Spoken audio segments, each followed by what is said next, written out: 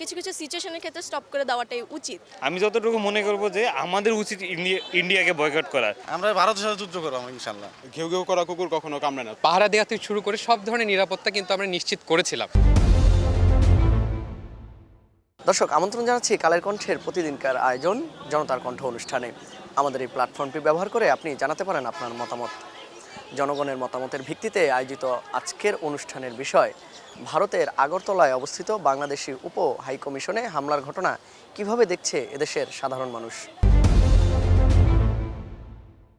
সব কিছুর তো একটা লিমিটেশন থাকে যে ওই জিনিসটা কতটুকু পর্যন্ত। তো আমি মনে করি যেহেতু কিছুটা ঝামেলা চলতেছে বা কিছুটা যে যাই হোক না কেন, আমাদের কিছু কিছু সিচুয়েশনের ক্ষেত্রে স্টপ করে দেওয়াটাই উচিত। আমরা যতটুকু জানি যে আজীবন আমরা শুনে আসছি যে ইন্ডিয়া হচ্ছে আমাদের বন্ধু রাষ্ট্র।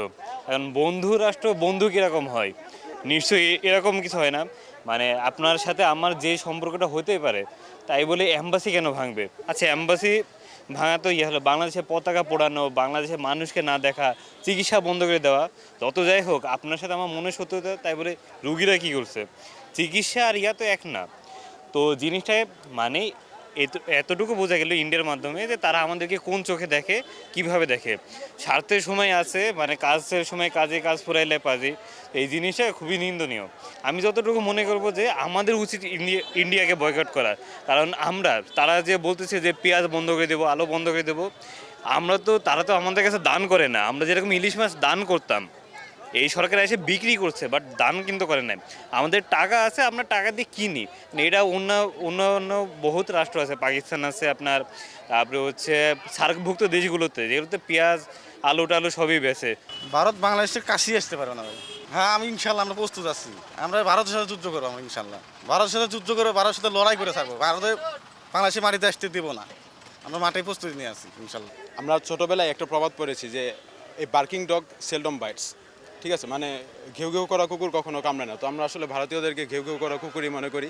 এরা আসলে কামড় দেওয়ার যোগ্যতা তাদের রাখে না।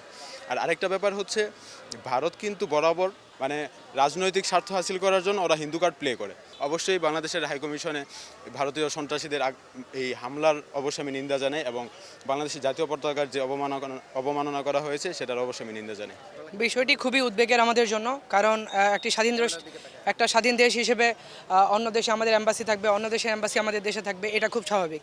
এতে আমাদের যেমন সুসম্পর্ক হবে এবং বিভিন্নভাবে একে অপরের দেশকে আমরা সহযোগিতা করব। কিন্তু যদি আমাদের অ্যাম্বাসি ওই দেশে সুরক্ষিত না থাকে তাহলে বিষয়টি খুবই উদ্বেগের। ছাত্র আন্দোলন হইল, তারপর থেকে আমরা দেখছি যে ভারতে বিভিন্ন ধরনের প্রপাগান্ডা ছড়ানো হচ্ছে যে এখানে সংখ্যালঘুরা বিভিন্নভাবে নির্যাতিত, বিভিন্নভাবে তাদের প্রতি অত্যাচার করা হচ্ছে। বাট বিষয়টা পুরোপুরি ভুল, কারণ আমরা প্রথম থেকে জেনে আসছি যে আমরা বাঙালিরা আমরা ছাত্র আন্দোলনের সময় কী করেছি বা ছাত্র আন্দোলনের পরে কী করেছি আমরা কিন্তু সবাই জানি যে প্রথমে আমরা তাদের মন্দির পাহারা দেওয়া থেকে শুরু করে সব ধরনের নিরাপত্তা কিন্তু আমরা নিশ্চিত করেছিলাম।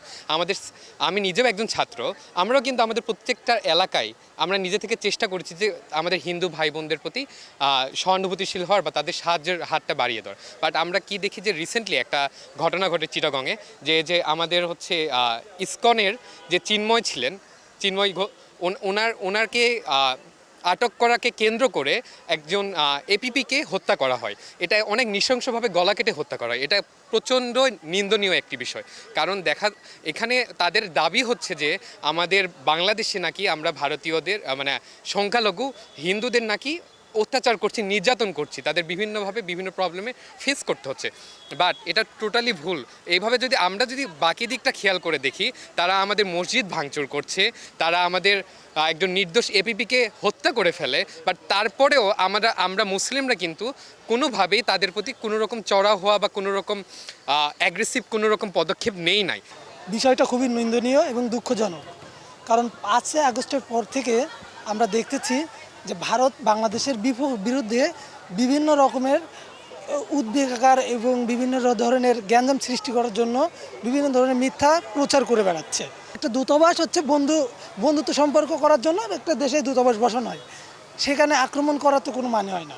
কিছুদিন আগে আমাদের একটা মুসলমান আইনজীবীরে গলা কেটে হত্যা করা হয়েছে, তারপরেও আমরা মুসলমান কোনো অ্যাগ্রেসিভ মুভমেন্টে যাই নাই।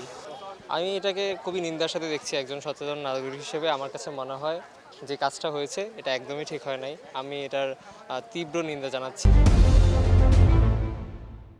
দর্শক, আমরা এতক্ষণ শুনছিলাম ভারতের আগরতলায় অবস্থিত বাংলাদেশ দূতাবাসে হামলার ঘটনায় কি ভাবছে এদেশের সাধারণ জনতা।